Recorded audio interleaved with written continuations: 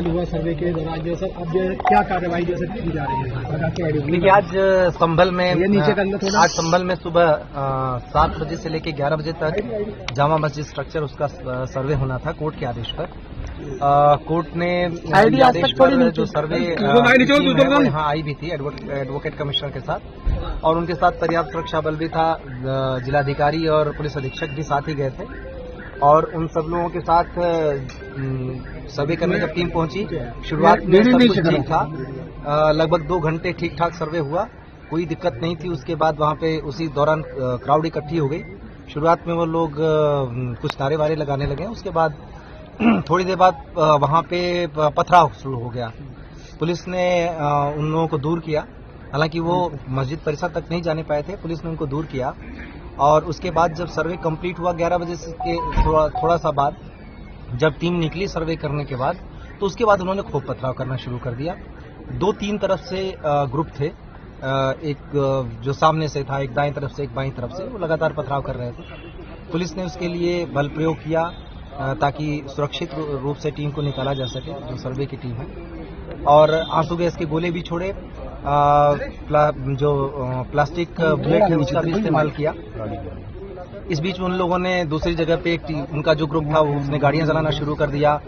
3-4 गाड़ियां भी वहां पे जलाई गई, कुछ एक बाइकें भी जलाई गई हैं। उन लोगों को हटाने के लिए भी पुलिस ने फोर्स का इस्तेमाल किया। इस बीच में 2 ग्रुप आमने सामने थे, तो 3 ग्रुप बल्कि वहां पे थे 3 तरफ से। उसी बीच में गोली चली। गोली कौन से ग्रुप ने किस पे चलाई, कैसे हुआ, लेकिन उस बीच में जो गोली चली उसमें हमारे पुलिस अधीक्षक हैं, उनके पीआरओ के पैर में गोली लगी। एक डिप्टी कलेक्टर का पैर फ्रैक्चर हो गया उसी हंगामे में। एक सीओ साहब के भी छर्रे लगे हैं और करीब 15-20 जवान घायल हो गए हैं। एक कांस्टेबल के सिर में गंभीर चोट आई है। और इस गोलीबारी में जहां तक अभी तक कंफर्म हुआ उसके हिसाब से 3 लोगों की मृत्यु भी हुई है। उन 3 लोगों के नाम है नईम जो कोट करवी से है, बिलाल जो सराय तरीन से है, और नुमान जो हयात नगर सराय तरीन से है। इन तीनों लोगों के अब पोस्टमार्टम की हम तैयारी कर रहे हैं। और जो स्थिति है अभी वो फिलहाल कंट्रोल में है। बीच में जो वो ग्रुप था वो कुछ लोग घूम के चले गए दूसरी तरफ, नखासा की तरफ, और वहां पर मैं और डीआईजी साहब मौजूद थे। वहां पे भी पथराव किया गया। हम लोगों ने उस भीड़ को खदेड़ा, बाद में एसपी और डीएम साहब भी आ गए थे। उस पथराव घटना में हमारी कोशिश रही कि उनमें से कुछ को पकड़ा जाए, और पकड़ा भी गया। उनमें 2 महिलाएं भी पकड़ी गई जो छत पर से पथराव कर रही थी, और काफी कुछ 5-6 लड़के भी पकड़े गए। अभी तक कुल मिला के जो अभी तक संख्या 15 लोगों के करीब डिटेन किया गया, उन लोगों से पूछताछ चल रही है। ये निश्चित रूप से एक उकसावे के अंदर की कार्रवाई है, जिसमें जानें भी गई हैं। ये सारे लोग नई उम्र के लड़के या तो थे या फिर महिलाएं थी। ये सारे लोग किसी न किसी उकसावे में आकर कर रहे थे, क्योंकि जो सर्वे का काम है वो कोर्ट के आदेश से पहली बात तो हो रहा है। दूसरी बात यह है कि सर्वे का काम पीसफुली चल रहा था, अभी तक कोई भी दिक्कत नहीं आई थी।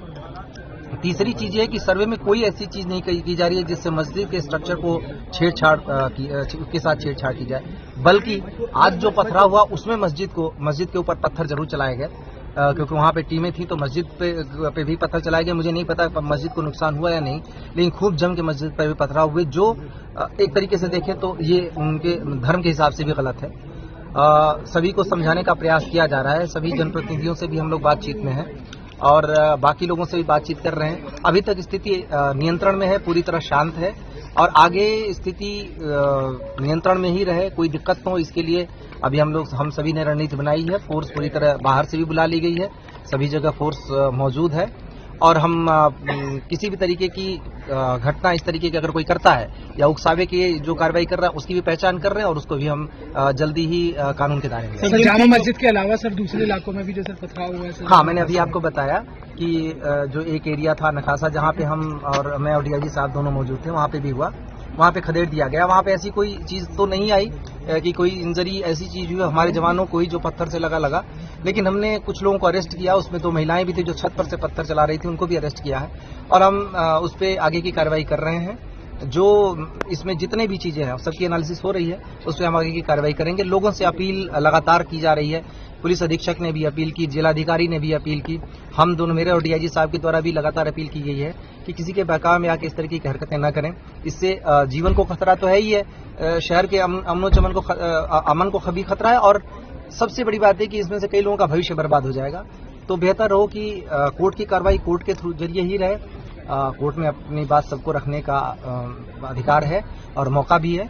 कोर्ट में अपनी बात रखें, इस तरीके की हरकतों से दूर रहें। सर, जिन 3 लोगों की मौत हुई है उनमें से जो नईम का परिवार है वो ये आरोप लगा रहा है कि पुलिस की गोली लगने से उनके लड़के की मौत हुई है। देखिए, इसमें पहली बात तो ये कि वो इस बात को, जितने सारे लोग हैं वो सबकी पुलिस के पास भी वीडियोग्राफी मौजूद है। जितने सारे लोग वहां आए हैं उसमें पथराव करने आए थे। इसके बाद पहली बात जो ये अगर इस बात को अगर मानते हैं कि उनका बेटा पथराव करने गया था या कोई भी व्यक्ति वहां पथराव करने गया था, उसमें क्या अनटूवर्ड्स इंसिडेंट होते हैं, ये पहली बात को जिम्मेदारी उनको लेनी चाहिए। क्या वजह थी जिसके लिए पथराव करने की आवश्यकता थी, कौन सी आपदा आन पड़ी थी, किसको किसने क्या किया या पुलिस प्रशासन ने क्या किया, पहले तो उनको ये देखने की जरूरत है। पथराव करने गए क्यों, एक। दूसरी बात यह है कि किसी ने कोई चीज नहीं देखा, साक्ष्य होंगे तो हमारे पास आएंगे, उन साक्ष्यों के आधार पर हम कार्रवाई करेंगे। मैंने जैसा आपको बताया कि 3 पक्ष आमने सामने थे, उन्होंने एक दूसरे के ऊपर क्या किया, उसमें फायरिंग हुई। अगर फायरिंग में कोई भी चीज ऐसी होती है कि पुलिस अपने पैर में गोली नहीं मार लेगी, ये सोचने की बात है। हमारे यहाँ हाथ में आप देखें कि पुलिस के टीयर गैस और जो प्लास्टिक के बुलेट है जो भगाने के लिए अनुमन्य है, उसी के तहत कार्रवाई की जा रही थी और मीडिया का भी पूरी रिकॉर्डिंग है। तो उसमें कोई आरोप लगाने से पहले ये सोचे कि, और पूछना चाहिए सबको सवाल कि उनके बच्चे, उनके परिवार वाले उस जगह पे पथराव करने क्यों जा रहे हैं, क्या वजह आ गई, क्या हो रहा है ऐसा जिसकी वजह से उन्हें पथराव करना चाहिए। तो सबसे पहले तो सवाल सोचने की ये है, कोई भी इस तरीके का इल्जाम लगाने से पहले खुद को देखे कि कोई ऐसी धर्म का काम करने नहीं जा रहा था, कोई पुण्य का काम करने नहीं जा रहा था, किसी के मदद करने नहीं जा रहा था, पढ़ाई करने नहीं जा रहा था, नौकरी करने नहीं जा रहा था। पूरे शहर को इन लोगों ने आग में झोंक दिया, झोंकने की कोशिश की।